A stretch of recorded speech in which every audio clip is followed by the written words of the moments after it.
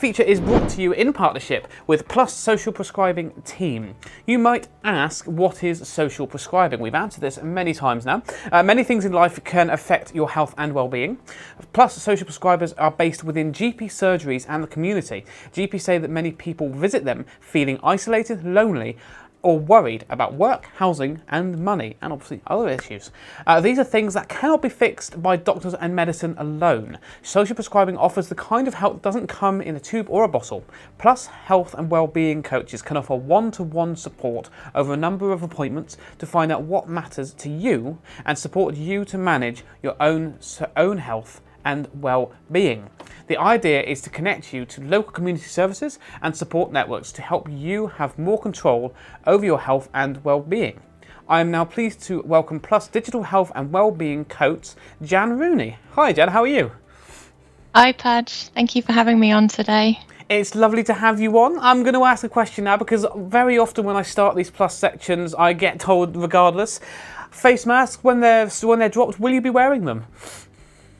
Probably. I mean, I'll just see what happens, but I think in the interim, continue to wear it for now. Fair enough. Hope you don't mind me getting you involved in our question for the nation, but it seems to be a running theme that guests want to get involved, so I thought, why not? Let's go for it this time. So, can you tell us a little bit about what you do at Pluss and what is the 5 ways to well-being? Well, you summed up social prescribing really well, so thank you. I'm part of the social prescribing team, but I am running a pilot project with a focus on digital inclusion. So it's the same wraparound social prescribing service, but I'm connecting people with skills training, confidence training, and devices to enable them to be able to access more activities, training, and connection online. I see. Okay, so I believe you're actually going to give us a mindfulness workshop, sort of give us a bit more into this as well. So I'm just going to hand things over to you now, if that's all right.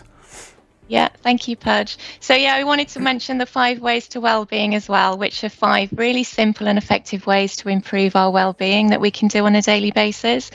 The first one is connect. It's really important that we connect with ourselves, with each other, and with the community and nature as well. The second one is to be active. That doesn't have to be formal exercise, although it could be. It could be putting the hoover around or doing a bit of gardening. The third one is to take notice, and that means being present and being grateful for the little things, you know, like the sunshine in the morning or what we're eating, just paying attention. The fourth one is to keep learning. Keep being involved in learning new things, keeping your brain alive and active. And the final one is to give. Give to each other, give to ourselves, share some kindness. Okay, so I'm going to lead you through a guided walk. So this will help you to connect with yourself and nature, but it'll also help you connect with other people that are on this call today. It helps to know that you're not alone. We're all connecting, even though it's through the internet. We're all here together. So I'd like you just to relax. Close your eyes if you're comfortable, and just notice how your body feels. Notice how it feels where you're sitting, the chair. Notice your feet on the floor. And take a nice couple of deep breaths in through your nose and then out through your mouth. And just relax into your body. Drop your shoulders, unclench your jaw. And just enjoy a few minutes of not having to think, not having to do anything as we go on a nice walk through nature. So settle into your chair and make yourself as comfortable as possible. Breathing in deeply, expanding your diaphragm and filling your lungs. And then breathing out slowly and completely allowing your body to relax. Letting go of any tension and any stressful thoughts you may have at the moment. Allow yourself to completely relax.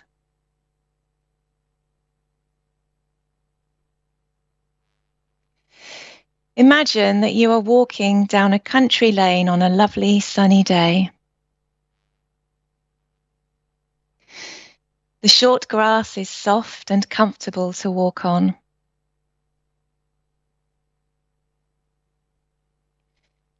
And as you continue down the lane, you become more aware of the things around you. What you can hear, what you can see, and what you can smell.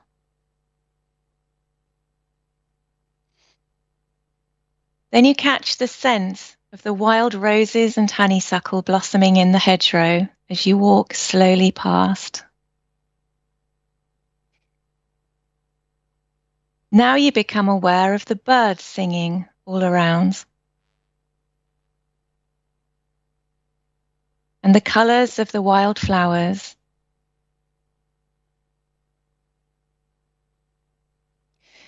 And as you continue walking, you find that being in this lovely place is helping you to forget the daily worries and concerns you may have.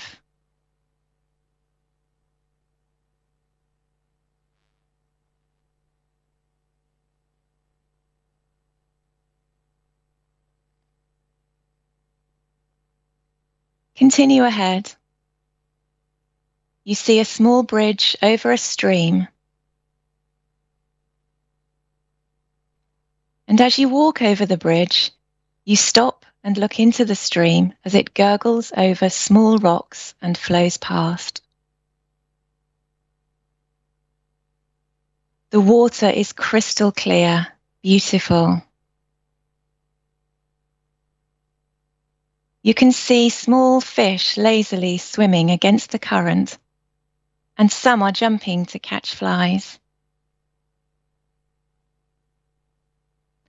Ducklings are swimming in and out of the reeds, with the mother busy finding food. So you stop for a while just to enjoy this beautiful scene.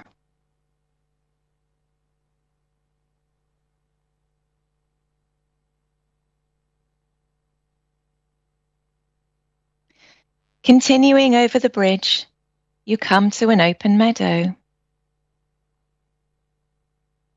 The sun is warm and there's a gentle breeze, cool on your face.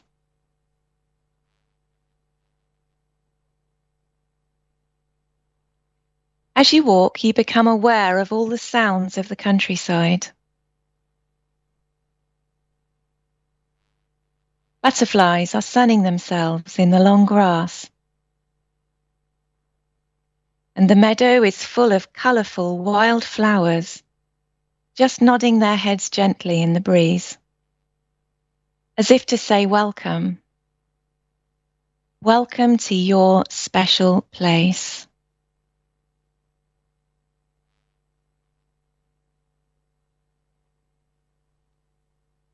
Walking slowly across the meadow, you join the lane again as it continues through some woods. Here it is cooler and quiet.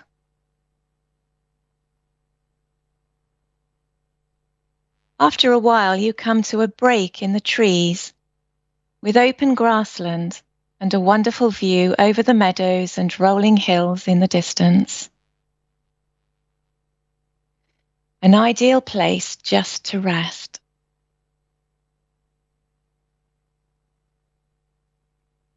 So you find a comfortable place to sit in the grass and relax in the warm sun.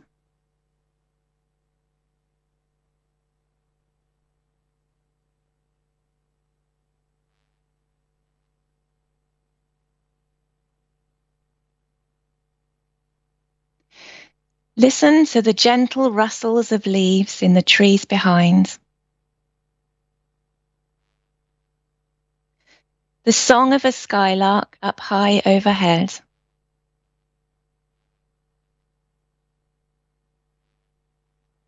Notice the sheep grazing in the fields below,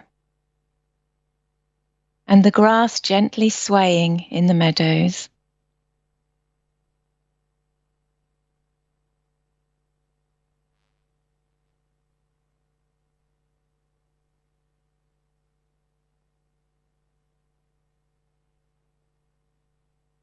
Now it's time to move on. So you return to the lane and continue through the cool, quiet woods. Back out into the open meadow.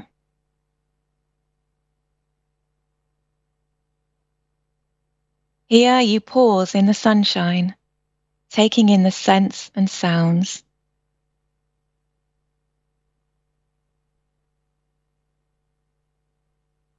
Then down the lane,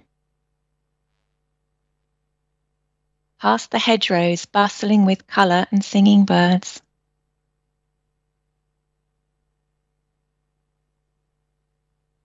As you leave the lane, you feel calm and refreshed. And you know this place is always here whenever you wish to return.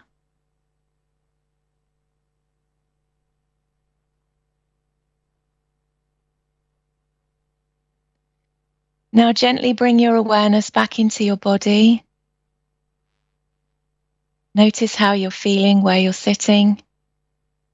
Feel your feet on the floor. Take a nice deep breath in through your nose and out through your mouth.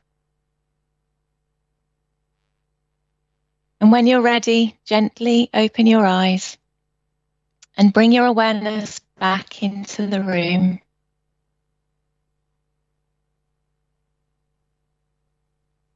Have a little stretch if you feel like it.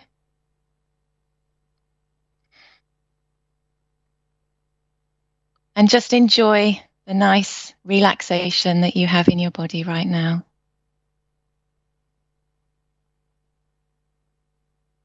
And thank yourself for taking part in this exercise and give yourself a little hug if that feels comfortable.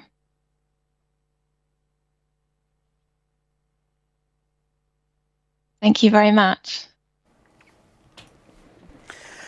Awesome, blimey! Sorry, I was actually quite into that. That was really nice. Sorry, let me get back up to I'm a presenter. Honestly, I'm serious. That was really lovely. You've got a lovely voice for it, by the way. I must add that was really calming and just so genuinely lovely. Thank you so much for that.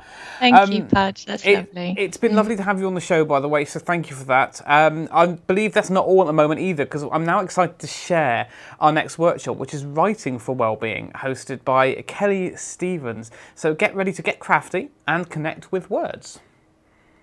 Hello, my name's Kelly Stevens and I run the Write Cafe, which is basically creative workshops that incorporate writing, creative activities and usually food. Throughout lockdown I haven't done very much, of course, because we haven't been able to meet each other, but I've been running some courses online, and recently I took part in the Be Now Festival, which was a women's festival in Falmouth, or online, run by people in Falmouth. And today I just wanted to bring you to Kessel Barton, which is a really lovely art gallery and garden the other side of the Helford from the Ferryboat Inn in Monacan. It's, as you can see, a beautiful, beautiful day, and as a writer and someone who believes in well-being and writing for well-being, there's nothing better than being in nature to kind of soothe the self, I would say, especially after the times we've had and felt so hemmed in by COVID. I've been asked to do a writing workshop, so I thought I would tell you a little bit about myself, why writing for well-being is important, and give you some exercises so that you can do something for yourself next time you're out and about in the woods. All you need is a pen and paper, so it's really a very inexpensive hobby and practice of self-care. I'm interested in it because I had a baby who died when she was 2 months old, and it turned my world upside down. And I found that writing and seeking out gentle activities really helped me to repair. And then a little while after that, probably about 3 years later, I had children, and that did a lot of repair work, I have to say, but I also was still writing about my daughter. And it wasn't until about 10 years, I think I would say, after she died, that I decided actually I really wanted to turn this writing into something substantial, and I started to explore ways of writing memoir, and I did a master's degree in writing, so that I feel like so that I could say I knew what I was doing. I think, and since then I've been running writing workshops in the community. I had breast cancer, so I became very interested in how writing can help us heal through and during difficult diagnoses of illness and surgery, and that's all behind me now. And so I've now incorporated a lot more nature into the writing that I do. So being out and observing what's around you, I found really powerful. So if you enjoy walking, if you enjoy being with nature, sometimes it's a really lovely thing to carry your notebook with you and just stop and look around you and write down what can you see, and using all your senses, what can you smell, what can you hear, what can you touch, anything like that. So I've thought today I'm at Kessel Barton with some Write Cafe participants who I will introduce you to and show you some of our work later that comes out of this. But I thought today I would give you the recipe for writing haiku. It's a 3-line poem which many of you might remember from school as being one that's about condensing syllables in a very particular way. So it's an observational poem, usually about nature, and we were taught at school to write 5 syllables in the first line, 7 syllables in the second line, and 5 in the third. Well, actually, I say don't worry about the syllables. Just look at what's around you and start by writing down what you can see. So I've been walking through the field. I'm going to pick up my notebook here, and I'm really like technical here, showing you my work, which I was hoping to reverse the camera and I can't, so I'm doing this as one long take. I'm going to read it to you. So I've walked through the meadow and I've noticed, or written down, I came across a bird, it flew away. Bird song, car door, engine starts, foxgloves, bells, speckled pink, gravel path, sunlight dappling the leaves, wild geraniums, rudely mauve, spiky frills, softness, purple meadow flower, sinking grass, dry stone wall, daisies peek around the corner, blooms stand proud, Alice in Wonderland, vibrant yellow next to stately maroon. So you can see that is just a word bank. So when you're out in nature, even just writing singular words like that can bring back a memory of a place, and that's all you need to do to store it and maybe express your gratitude if it makes you feel good. If you want to write a haiku, then there are some more steps to turning your writing into a poem. So if you want to use this as a workshop, then I would pause it now and just stop and write your word bank, a list of things in front of and around you that you've observed. Now that you've done that, to write haiku, you need 3 lines. Now you've already got a word bank, hopefully, and I'll just read to you the sort of general outline of a haiku development. So in the first line, write a sentence about something remarkable, amazing, sad, interesting, beautiful, or odd that you've seen, tasted, or heard. For example, I saw a bee circling the sweet peas, the last of the season. Now actually this example doesn't come, as you can see, I'm in June, it's early June, and I wrote this poem in the autumn, so the sweet peas were dying back, and I was actually in the gardens at Falmouth Gillingjune Gardens, the pavilions, and noticed the bees saying goodbye to the sweet peas. That's what it felt like to me. So the second line that you want is to say something more about what you're seeing. So I saw a bee circling the sweet peas, the last of the season. In line 2 I put, the bee had an almost mournful buzz. In line 3 you make some sort of comment about it, or a little extra sentence about what you've seen. So it doesn't actually have to do with the bee or your subject. It could be, the smell of the flowers was heavenly. So you're kind of using that third line as a punchline, something to sum up a feeling or an emotion. So the smell was heavenly, made me feel, you know, the bee, the flowers, the smell, it felt heavenly. So you've got three lines to play with a haiku, so don't worry about syllables, but using what you've banked at the beginning as your word bank, stop the video now and start thinking about what could you put into those 3 lines. Right, now that you've got your 3 lines, you need to do a process of refining. So refining is, I think, the most difficult part. It's choosing those specific words to go into your haiku and using those syllables as a guide, but only a guide, not law. That will help you create a rhythm. If you're not instinctively if you don't instinctively find a rhythm with your words, that 5-7-5 pattern with syllables will help you put it into a form that works as a haiku. So for example, with my first line was, I saw a bee circling the sweet peas, the last of the season. That's too long for a haiku, so I shortened that to circling sweet peas, and you'll notice circling sweet peas is only 4 syllables, but that's okay. 4 syllables is fine.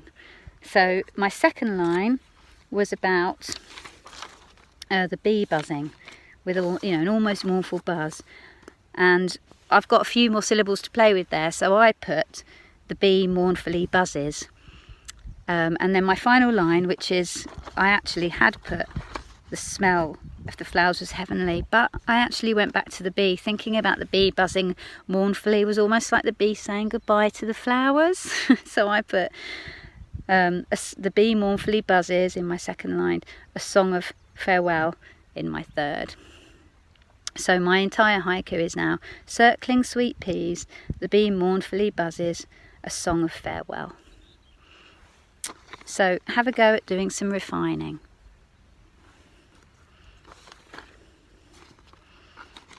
I'm just going to give you a little tour of the meadow, and I'm going to read you some of the haiku that people wrote today. Lovely, I've done that.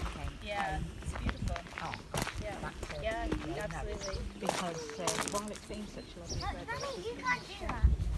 because it's Daddy. If you can hear the bird song in the distance and the buzz of people talking, we've just spent the last couple of hours just spending time in this space and stopping and observing the flowers. There's a book group going on at the moment. I'm just taking you past the foxgloves. Birds are really making a racket. And at the bottom of this beautiful garden, where they've got these little hidey holes of, I guess, little circles, little private circles, little spaces here. I'm just going through because I heard a rumour that there was a lovely vegetable garden over the wall.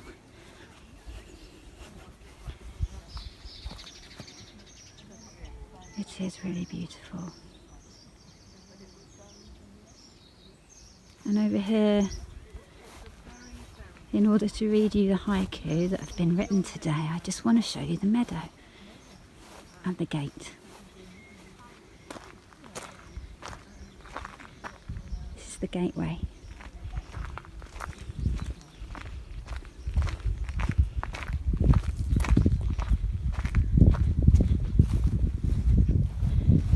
And here's the meadow.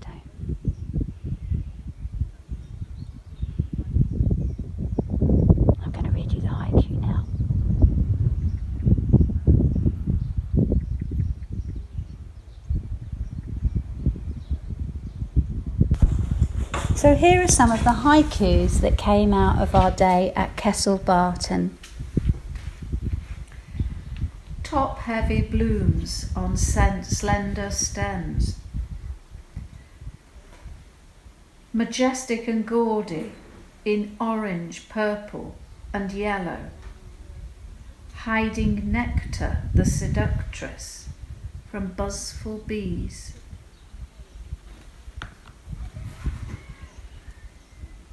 Shaped by shadows, foxgloves, purple. It's okay, you can read it again. Shall I start again? Yeah. I'm sorry. It's all right. Shaped by shadows, foxgloves, purple, deep, rich. A bee in the cup. I love a bee in the cup. Mixing wild and grown, colours and shapes combined, beauty, haven for nature. Lovely, thank you. That was absolutely lovely. Thank you very much there. You know, it's reminded me a little bit of a walk. I love doing walks in nature. I absolutely went up to the Bassett Monument once, Camborne, Redruth, Cambrai, that's it. And it's lovely to see things like that and have that lovely sort of view. So yeah, absolutely fantastic. Thank you very much. I'm having a little bit of trouble here with my hardware here. Bear with me.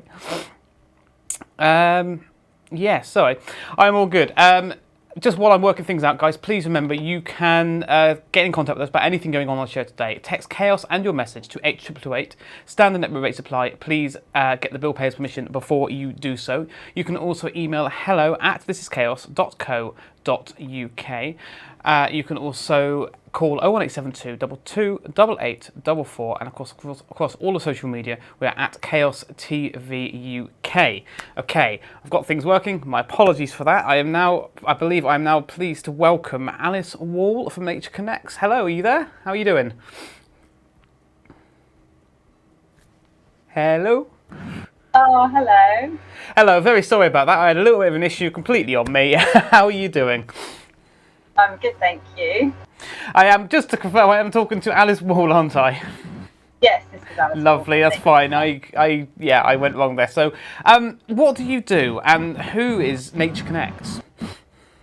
So, Nature Connects is a community interest company that's recently set up in Cornwall. We've been running for a year now, and we run sessions in nature to kind of engage people with the transformative power of nature. We know it can be very transformative to engage with nature to grow a happy and healthy society. We help people with, that may be suffering with certain challenges. We blame the modern day society, but that might be stress or anxiety, or with various issues. It could even be grief or social isolation. So that is Nature Connect. Very lovely. Sounds absolutely brilliant. Sounds like what I could do with right now, I'll tell you. I believe you're going to give us a 15-minute Connect to Nature workshop. So I'll hand things over to you, and I'm just going to relax and try and get over my little panic there. Oh, okay. Hi everyone. I haven't done a speak like this before, where kind of there's not so much interaction. I've done a few webinars online. As I said before, my name's Alice, and I've set up a community interest company here in Cornwall called Nature Connect. I have a business partner, Sarah Witt, who I work alongside, and together we want to help to grow a happier and healthier society by engaging people with the transformative power of nature. I will tell you more about this at the end, but to begin with, I wanted to attempt a short online workshop with you using some of the themes of nature connection.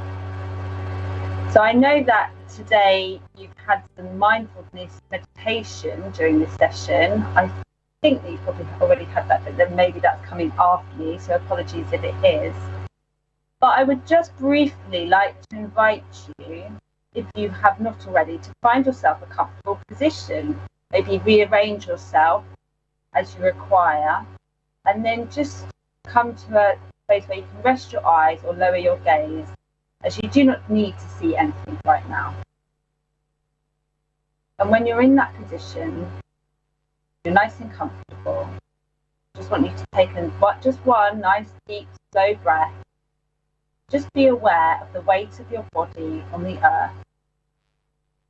So release any tight muscles, relax your jaw, and just be aware of your senses by feeling into your body. What can you hear around you? What can you taste in your mouth? Perhaps you've just had a nice hot drink or something to eat and you can taste your lunch. What can you feel? Maybe you can feel the air in your skin. Maybe you feel a little bit hot or a little bit cold. Finally, just what you can smell. Just take a moment here, just really grounding into those senses. What you can hear. Maybe you can hear some nature sounds out the window. Maybe you can just hear very quiet sounds of the household, machines ticking in the background. I'm just going to take this moment now while your eyes are still closed just to read you something that I read this week. One of the biggest mistakes that naturalists make is that they become preoccupied with naming things. They'll come back from a ramble when they say they've seen 10 different species of butterfly and then reel them off. And you'll say, did you look at those butterflies? And they won't have. They'll have seen them, but not looked at them. It's like hearing music. You don't listen to it. You can't get it. That's very much the difference. If you just want to get something from a bird song, you don't need to know what species it is. That's irrelevant. To connect with nature, to get the positive benefit, you don't need to be a great know-it-all. Looking, listening, feeling, touching, smelling, those are the things that connect you. So can anyone guess which well-known BBC presenter quoted this? And for your information, I do have nothing against naturalists. I would never presume they're not connected to nature. So another clue, he does a programme called Spring Watch. And if you haven't guessed it yet, is of course Chris Packham. So what I want to draw from this quote is the question of how much time do we just give to observing with our body's senses? Is there a balance between our mind and body? And do you perhaps spend more time in one than the other? And I'm just going to presume that you may spend more time in your thoughts or in your mind, as I think we are perhaps programmed to do in our modern day world, whether that's to do with the education system or just the way we live our lives, I'm not sure. I mean, I love to have a good ponder, so I'm completely guilty of that. I sometimes, during these online conversations, invite people to take time outdoors, but as I know that's not always quickly accessible to some people or easily accessible, I just want to invite you, as the kind of workshop actually do, because obviously a workshop is about doing something, just for now, to look around you at the objects in the room that you're in. So perhaps you're at a desk and there's might be many objects on your desk. If your desk is anything like mine, there's loads of objects. You can't obviously see all of that, but there are, not exactly a tidy person. I just want you to look around and just quite quickly actually just choose an object. So you don't have to give this too much thought. Might be a cup or a lamp or even an artwork on the wall. Okay, have you got an object? Give you another moment. If not, now I'm just going to say, right, next thing that you see, you've got to choose that one. So the invitation is to really observe this object in a way that you probably never really observed this object before. So you might just be like, pen. I've never really looked much at this pen. I literally just picked that up. But really observe that object that you picked up. Really look at it using your eyes. Is it an object that you can pick up? Something that you can touch? What is it made out of? Do you know what it's made out of? Maybe it's made of many different materials. How was it made? perhaps it has depictions of artwork on it. Maybe these depictions came from nature. What other parts of that object that you're holding came from nature? Where did it come from? I want you to really think deeply as possible about this object that you're now maybe holding in your hands or looking at. Maybe you need to get up off of your seat and move over the room to really explore this object. Maybe it's attached to the wall. Or maybe it covers the ground. Maybe you pick the rug, the carpet, and really explore that object and really think about where it came from, what it's made out of, what does it feel like. You know, really explore it, even smell it. What does it feel like against your cheek? What's it used for? Maybe the thing that you've picked is a half-eaten sandwich. What did that bread made out of?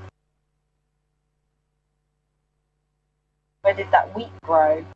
Was it picked on a sunny day? Who picked that wheat? Can you ever really eat a sandwich that's the same? Is that wheat ever going to be picked by the same person? In the same place? In the same day? So as you know, you can think of lots of different ways to think of an object. You might even want to note down some of your observations.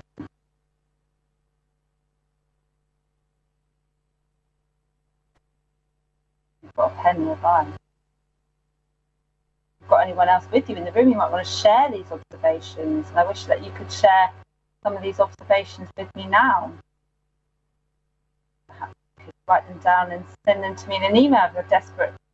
Tell me about what things came up for you. Maybe there's something particularly interesting you hadn't thought of before that had just sat on your desk. Maybe the object is made out of glass, because we all know glass comes from sand, and sand comes from the desert, comes from recycled glass. I'll just give you a few more moments now to really observe that object.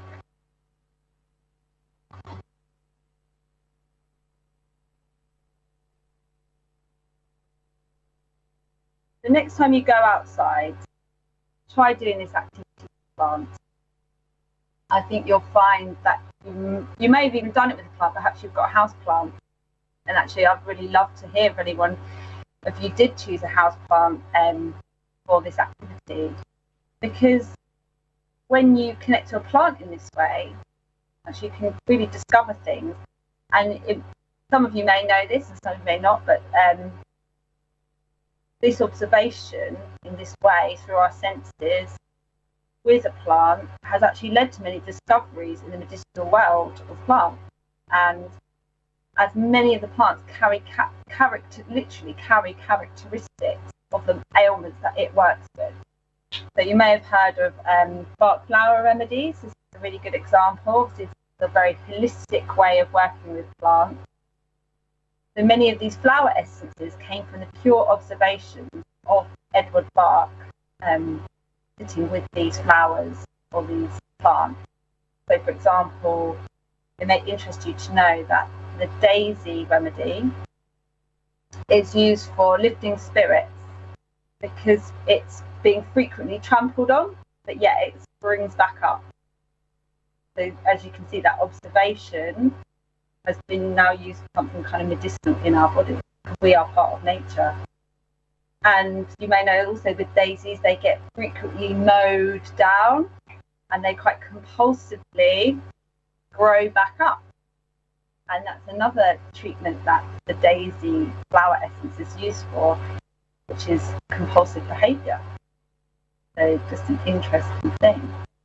And now, as part of the workshop, I'm just going to invite you to look out the window, and I'm really hoping that you're sitting in a room where you can at least see out of the window, or perhaps you are able to get up and go to the window and look out of the window. I don't know where you are. You might be in a city or elsewhere in the countryside. You might be able to see really far across landscapes, you might only be able to see your next door neighbour's windows. But notice if there's anything natural that you can see out of your window. Now, you might think, no, there's nothing natural. I guarantee most of you can see the sky. I don't know what it's doing there. I'm here on the Lizard Peninsula, and it's meant to be sunny, and it's a little bit overcast, unfortunately. Maybe see some trees. Is there anything that you can see outside of your window that matches things that were inside that you've been observing?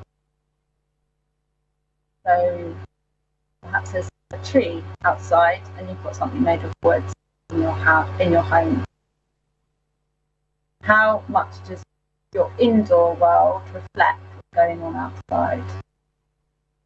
What is the differences? What is the similarities?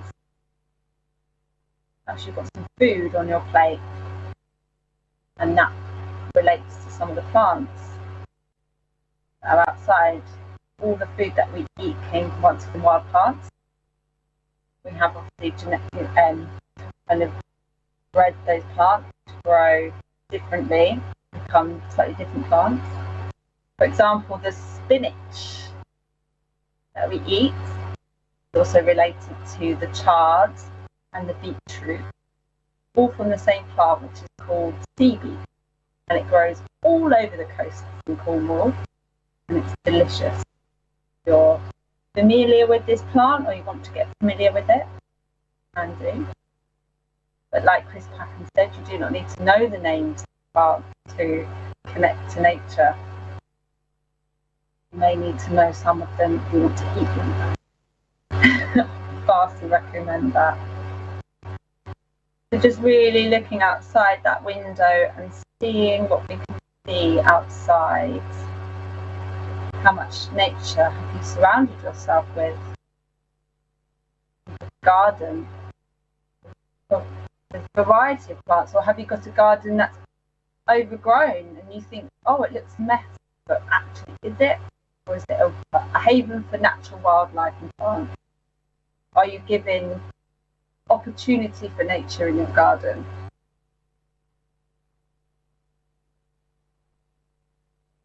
This whole exercise was really about connecting those mind and body parts to really observing an object or observing parts of nature.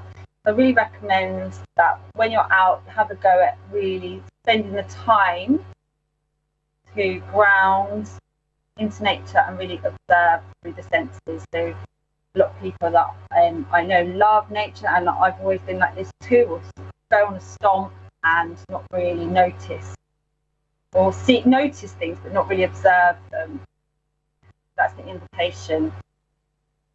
So when we are in nature, this balance between mind and body can be quickly restored by grounding ourselves into our senses. And when you're outdoors, it's just something that's much quicker to do. If you find it's difficult to get outdoors, I really recommend this activity just to kind of draw yourself away from the screen and even spend some time really observing an object. And it's a real mindfulness tactic to help yourself kind of draw yourself out of other negative thought patterns and into something that's real. It can actually really help bring those stress levels down if you're feeling like that. But when you're in nature, you can get the most powerful benefits, because nature just provides all of that sensory input that our bodies need.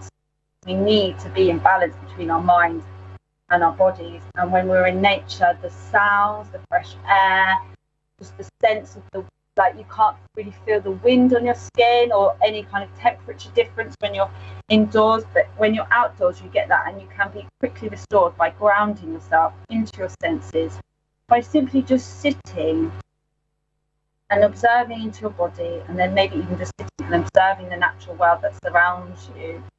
And something that Nature Connects that we do is we encourage people to set up a sit spot. And that's like a daily or at least weekly spot that you go to, and you just sit, and you are in the most natural space that you can find near your house, basically.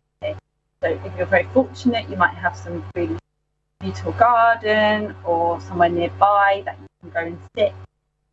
you're doing it every day, you don't want it to be too far. And when you just sit in a natural space, and you ground yourself, and you start interacting with that natural space, you start observing changes throughout the seasons. You may have visitations from animals. The longer that you spend in that space, the longer the nature gets to know you. So you may have some really lovely experiences in that natural spot. You may start to observe things that you hadn't noticed before. And I promise you, it's a really powerful thing to do. And it's one of the core routines that we encourage and we invite people to do when they come on a Nature Connect program. So I'm going to use that just to lead on to talking very shortly now about what Nature Connect is. So Nature Connect is run by myself and Sarah Witt. We run 6 sessions of Nature Connection, where we follow what's called 5 pathways to nature connection, which have been proven to help improve well-being and improve emotional health. And what this looks like is a weekly session in the woods for 2.5 or 3 hours, where we meet with the same group of people. So it's usually small groups between 4 and 8 at most. And during this time we make fires, we have sit spots, we have activities, we actively encourage people to kind of reflect on those activities, and through that really kind of grow a deeper sense of knowing themselves, deeper sense of knowing their place in the world. And this can really foster a kind of personal growth. Alice, I'm going to have to sort of cut in. I'm very sorry. I don't want to. It's been lovely listening to you, but we're running out of time. So before we do go, though, thank you so much. And can I just ask you, how can people get in touch who want to learn more? So our website is natureconnect.org, which is relatively easy to remember. Or you can email us at info@natureconnect.org. And on the website, there's various other ways of contacting us. So there is a phone number on there, if that's the preferred way of getting in touch. And we are also on several kind of online platforms, such as Facebook and Instagram. We'd always love to have that engagement with other people on there as well. Thank you so much. Really appreciate your time and understanding. Thank you very much, obviously, to Pluss Social Prescribing Team, Jan Rooney, Kelly Stevens, and of course, Alice Walseth for giving us some wonderful wellbeing workshops. We're out of time. We're going to head over now to one last track before the end of the hour. Thank you very much for staying with us, guys. We'll catch you in a little bit.